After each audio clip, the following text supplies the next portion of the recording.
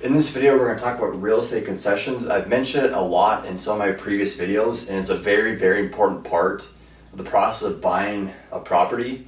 And I think it's worth making a video on entirely itself. So real estate concessions, what even are these things? Like, what does it even mean? I hear about it all the time. I've seen Tanner talk about it, and not in advanced detail, but what does it mean? So real estate concessions, in simplest terms, are seller net proceeds that goes to the buyer at closing. And there's many use cases for it, and you may be thinking, how much can you use? Is there a limit? Well, we'll talk about that here in a little bit. So it comes out of the seller's net proceeds. The money goes towards the buyer at closing, and there's many use cases, and we'll talk about limit. Okay, so closing costs. Concessions can be used to pay some of the buyer's closing costs. That's one use case for it. And this is different from a down payment. Down payment and closing costs are two different things, which is why this is very valuable in negotiations and getting a contract. This helps pay for closing costs because it's attractive, and I put it in here also, because closing costs for the buyer on average can be around like 3% of the total sales price. So if you can have the seller pay for your closing costs, some of it, all of it, that's huge. Because you have to bring to closing your closing costs and your down payment. So if you can have help on one of those things that actually needs to be towards a closing table, it's huge. That's huge. Okay, what else can it do? What's another use case for concessions? Well, interest rate. You can actually lower down your interest rate. It's crazy. So there's permanent mortgage rate buy downs. That's one option, and that means like for the life of the loan, it's permanently lowered. Maybe you go from 6% to 5.75. And all of these things are dependent on your lender, what they allow. And I gotta be careful sometimes with what I say because I'm not a lender. I'm a real estate agent, but these are some of the facts that a lender would probably provide you. So I'm gonna explain what this stuff means. So there's permanent mortgage rate buy downs to where you can permanently buy down your mortgage rate for the life of the loan. There's also temporary mortgage rate buy downs.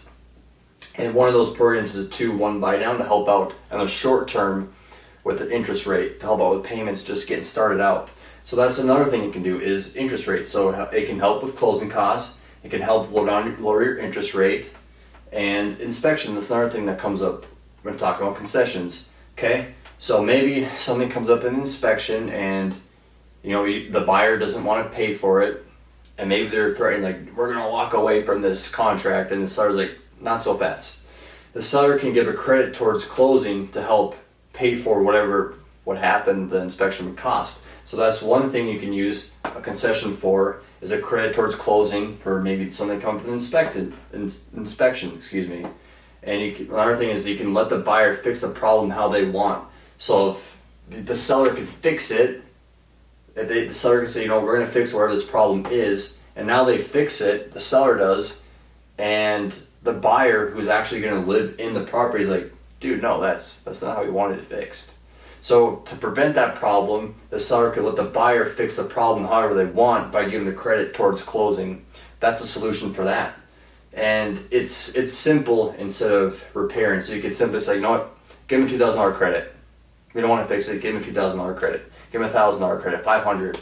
It's anything that is simpler instead of the seller actually repairing it. Or maybe it's not, depending on the situation. Okay? Another thing is in negotiations. So an appraisal comes in low. Now we have concessions to help, close that gap. So let's just say the sales price is $200,000. Appraisal comes in at $180,000. There's a $20,000 gap. And how do we fix that gap? Well, you can get in negotiations with concessions and have, maybe someone pays for this portion, and just get those final numbers. Okay, that's one solution for appraisal. Now, leverage. Okay, who has leverage in the situation when it comes to concessions? On any of these, let's just say maybe the buyer has more leverage, and then the seller. And the seller go ahead and just give a concession towards any of these, depending on the situation. And like I said, I've inspection here again because that's a pretty common thing where you get concessions from. If something shows up in the inspection and now we got a credit to go towards closing to cover that problem that did arise.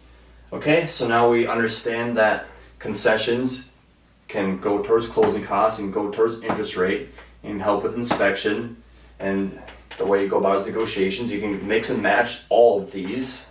But now you may be asking, is there a limit for this? That sounds pretty awesome, but is there a limit? Well, there is a limit, and each loan type is different. Okay, this is gonna be pretty fun. So on a conventional loan, if the down payment is less than 10%, of the price, you can give up to 3% in closing costs, in concessions. Now, if the down payment is 10% of the loan to 25%, you can give up to 6% of like the money towards closing, if that makes sense to you. So if, let's just say like the house is $100,000, okay, the loan is $100,000, you can give up to 6%, which is $6,000 in concessions to help with any of these. If that makes sense, hopefully it does. It's kind of confusing. Now, if the down payment on a conventional loan is more than 25%, the seller can contribute up to 9% of the loan. Okay? So that's conventional. Hopefully that made sense. It's basically the same thing, but now it's not as complicated on the rest of the loans. And USDA, up to 6% of the loan. FHA, a common loan people use, up to 6%. Okay? VA, up to 4%. Hopefully that made sense. And once again, I'm not a lender. This is, probably what they would tell you, the same numbers in terms. So yeah, real estate concessions, we went over that today. Closing costs, interest rate, buy downs, inspection, negotiations, and there is a limit, and these are numbers for it. And now hopefully you understand whenever I talk about in future videos concessions, or you could watch previous videos back and now really understand what I'm talking about. And now you understand that these are a very important part in the process of buying and selling real estate. So thank you for watching. Like and comment if I thought it was pretty valuable. And if you want me to dive more in detail, like maybe talk more about this, anything, let me know. I'll make a video, even deeper dive specifically on the topic, and go from there. Thank you for watching. Have a good day. Bye.